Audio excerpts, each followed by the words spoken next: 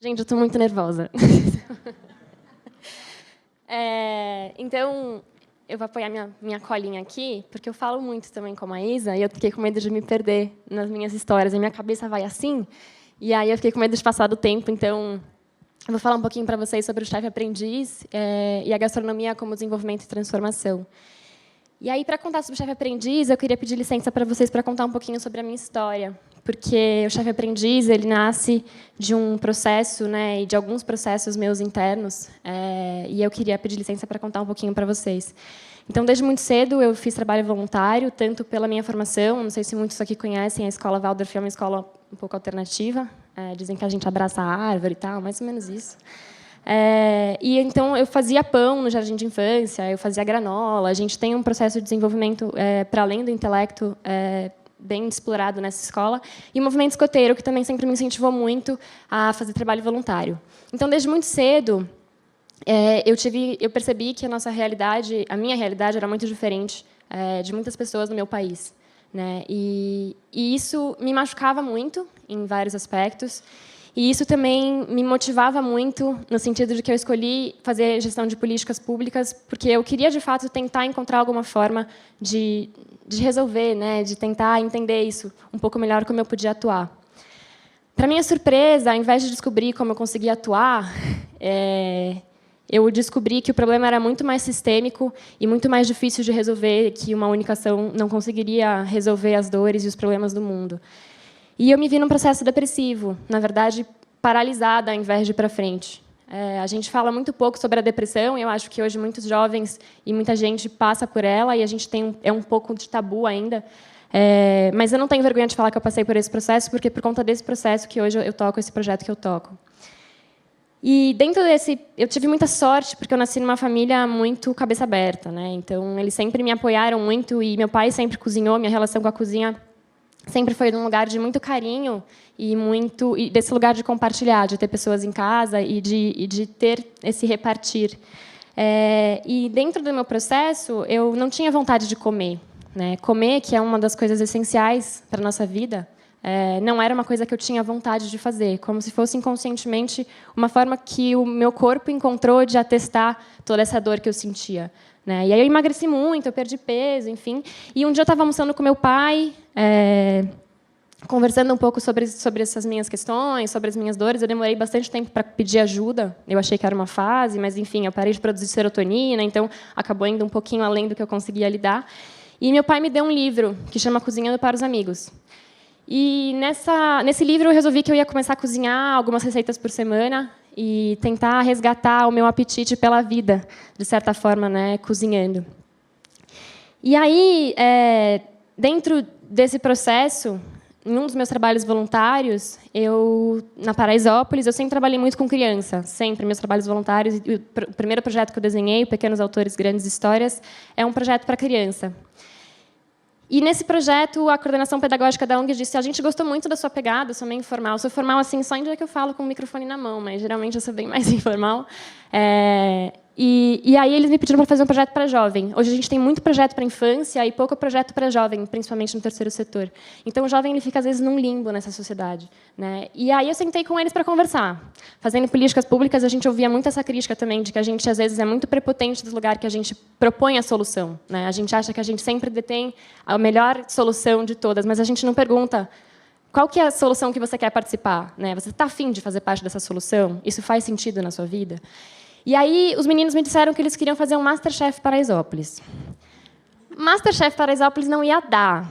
Ia demorar um pouquinho, talvez, falar com a Band e tal.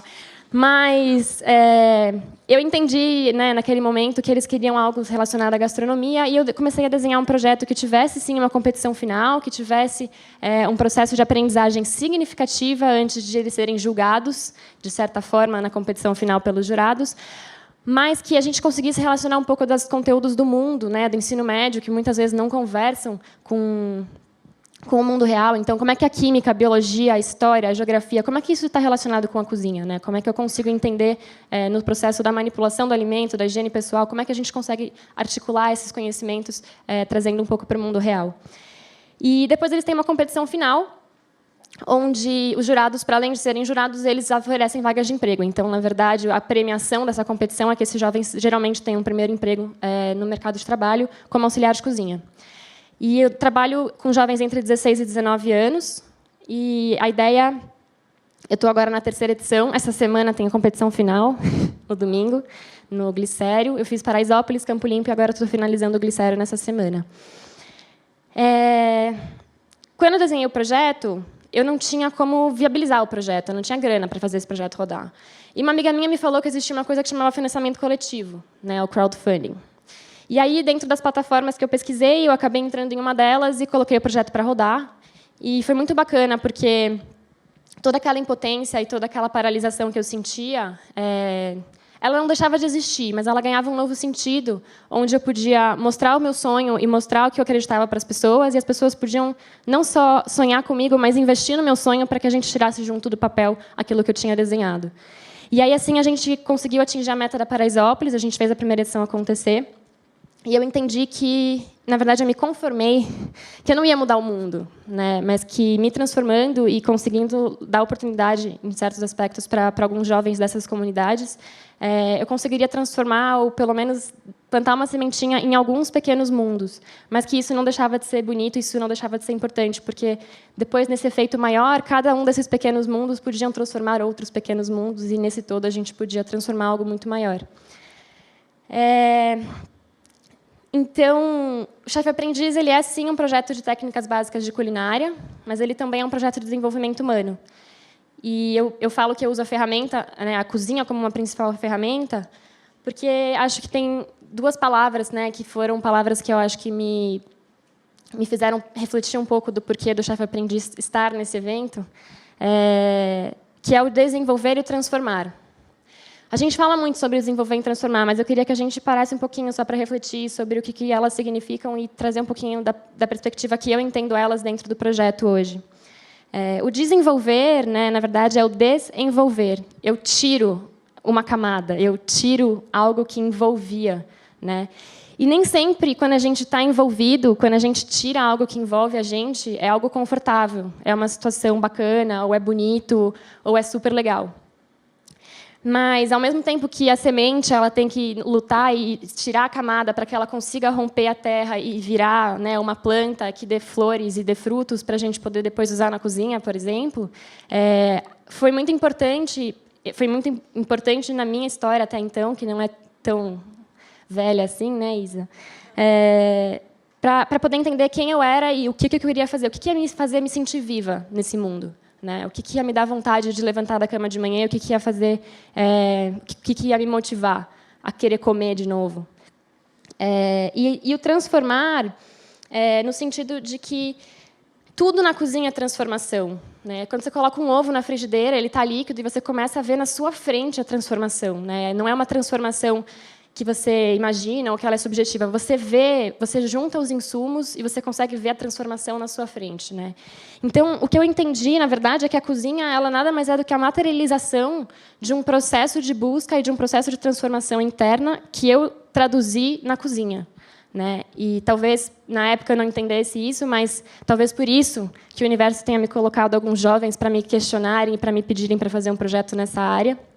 E talvez por isso que o reconhecimento venha, né, nos Estados Unidos e agora no Prêmio Brasil Criativo, porque, de fato, cozinhar é o que nos torna mais humanos. Nenhum outro animal no mundo é capaz de cozinhar. Né? Acho que é uma atividade que nos torna extremamente humanos e é uma atividade que ao sentar na mesa para compartilhar algo, a gente escuta, a gente fala, a gente trabalha a empatia, a gente, às vezes, tem que se calar, a gente trabalha as nossas diversidades, e é por isso que toda aula, depois que a gente cozinha, a gente senta junto e come todo mundo junto. Né? Então, eu acho que esse projeto ele tem esse lugar desse carinho, porque nada disso, né, o desenvolver e o transformar, eles só são motivadores e só levam a gente para frente se, de fato, a gente coloca carinho nisso. Né? Então, assim como eu pego um insumo e eu tenho que ter a ação do homem para transformar aquilo. E não de uma forma legal. Né? A gente está falando de faca, a gente está falando de corte, fogo, temperatura alta, queimadura. Nem sempre é um processo fácil. mas com certeza, tenho certeza que todo mundo aqui já sentou numa mesa e falou: nossa, que comida incrível, né? Então, eu queria trazer para vocês um pouco dessa reflexão e um pouco do porquê, né, que esse projeto é como ele é. E hoje a ideia é que a gente seja um catering social, um catering com propósito, para a gente ser um negócio social.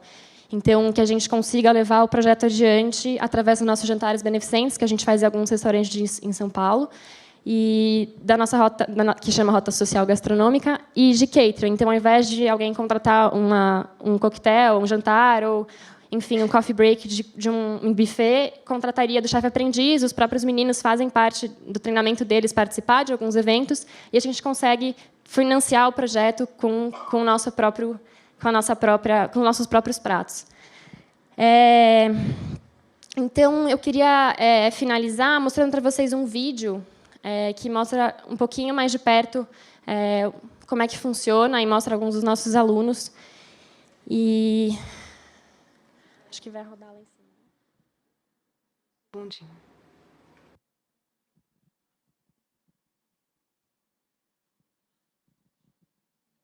Mônica.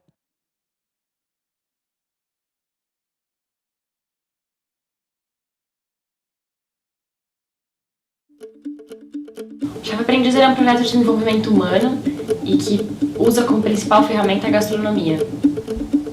O mote do projeto é que cozinhar não é apenas um serviço, né? É uma forma de amar os outros. Eu acho que isso tem muito da Bia no projeto e do projeto na Bia. A ideia desse projeto como um todo, que eu gosto muito, é aquele bom e velho ditado, né? Que não é pescar o peixe, mas sim ensinar ele a pescar o peixe. Prazer, meu nome é Lucas Brito, tenho 20 anos, sou ajudante cozinheiro e quase fui promovido para confeiteiro na Casa Santo Antônio. Faço a torta mousse, terrine, tiramisu, panna cotta e entre outros. Eu faço massa, risoto, molhos, muitas guarnições. Eu sou responsável por pintar alguns doces, rechear a bomba, fatiar a torta de ricota e fazer tortas de morango. A competição final é treta, é pressão.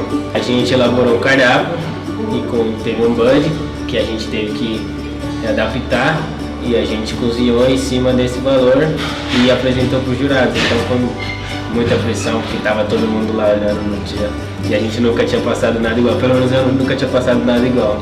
Foi bem interessante.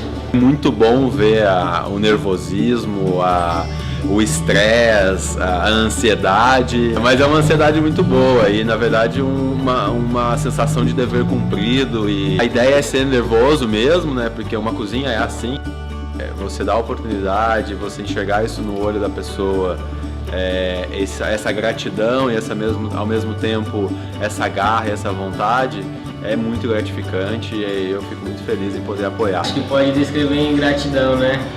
Foi ali que eu dei o primeiro passo para fazer minha carreira.